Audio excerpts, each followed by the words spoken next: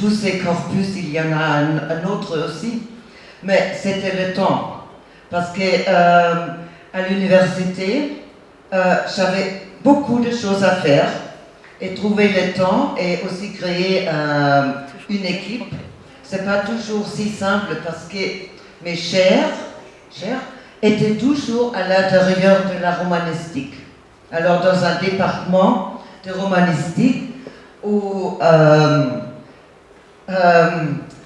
les propositions de collaborer ensemble sur et avec le digital ou même employer un spécialiste d'un département d'informatique, il n'y avait pas... on n'a pas compris l'importance peut-être de ces propositions. On a toujours pensé, et c'est ça un grand problème, je trouve aussi, avec les humanités traditionnelles, qu'on peut prendre un étudiant, parce que la seule chose qu'on a besoin, c'est une page web. Alors on prend un étudiant qu'on ne paye pas beaucoup, il fait la page web, et c'est le digital. Alors, c'est beaucoup de fois, c'est encore comme ça, non? Et comme ça, à l'intérieur de ce département, c'était très très difficile. Et à la fin, je devais faire moi-même, seulement moi-même avec les étudiants dans les cours, et comme ça. Alors j'ai changé mes cours, et comme ça j'ai introduit la DI,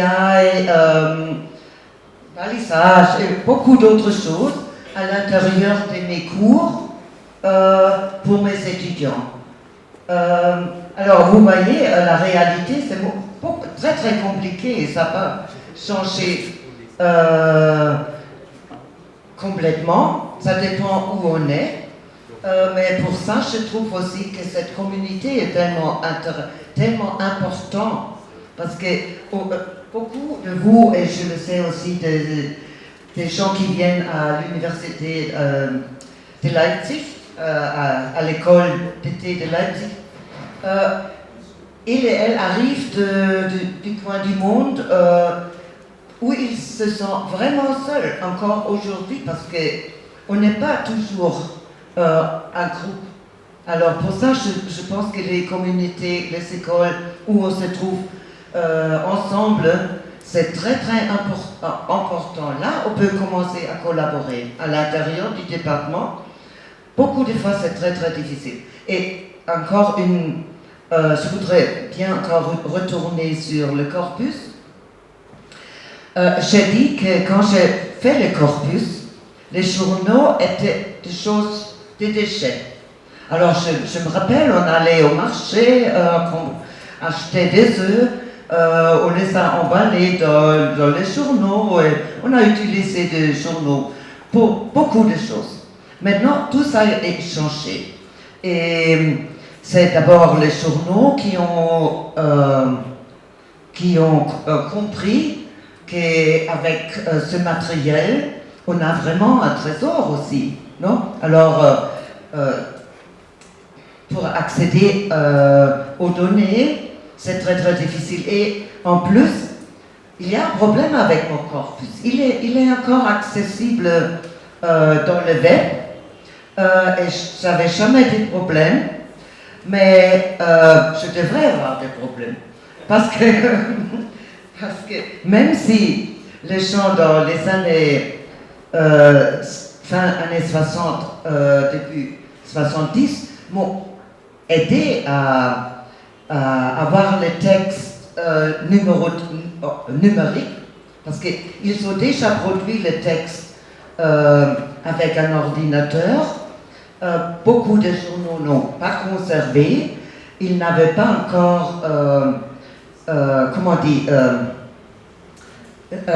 des moyens pour faire toute une page. Alors ils avaient peut-être seulement le texte de l'article, mais pas le titre et tout ça. Alors les gens m'ont aidé de me donner ce matériel sur de petits disquettes ou des autres.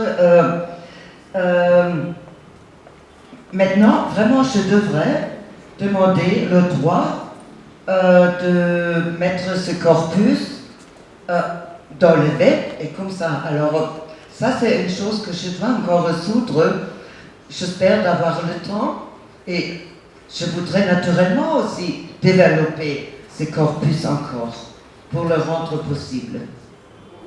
Alors, les réalités.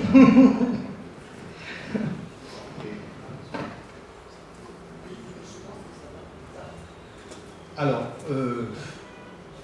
la professeure est très engageante, comme vous pouvez vous en rendre compte, mais nous devons progresser dans notre agenda. Je vous suggère donc de continuer cette discussion pendant les 30 minutes de temps libre qui nous restent. Je voudrais rappeler, pour ceux qui n'ont peut-être pas le programme sous leurs mains, les articulations et notamment à l'intention des participants. Nous avons une pause déjeuner entre 12h30 et 13h30 au restaurant d'application du département du tourisme. C'est les participants uniquement. En soirée, à 19h, pour ceux ici et celles de nos invités qui ont reçu un billet d'invitation, et je sais qu'ils sont nombreux et nombreuses, vous êtes cordialement attendus à l'hôtel Sinaha, en face de l'école supérieure polytechnique, à 19h. Je pense que nous pourrons continuer notre réseautage, la socialisation, la discussion, et ça va durer toute la semaine. Je voudrais préciser que toutes les conférences, telles que celles que vient de donner la professeure, sont ouvertes au public, encore une fois malheureusement, dans les limites de capacité de cette salle. Mais nous avons également une projection Zoom. Donc nous allons mettre, si ce n'est déjà, je vais vérifier, sur le site web. Je vais envoyer encore maintenant, mais je ne peux l'envoyer qu'aux participants et non aux invités. S'il vous plaît, si vous êtes intéressés, rapprochez-vous de nos équipes pour obtenir le lien vers le programme qui comporte tous les liens Zoom vers les conférences. Elles sont totalement libres. Ce n'est que les ateliers qui sont uniquement réservés aux participants. La professeure a accepté de mettre ces diapositives en partage avec tout le monde ici présent. Donc, voilà, on les partagera à qui veut. Vous passez nous laisser votre email, vous passez prendre notre email et puis nous ferons le devoir de vous les faire parvenir.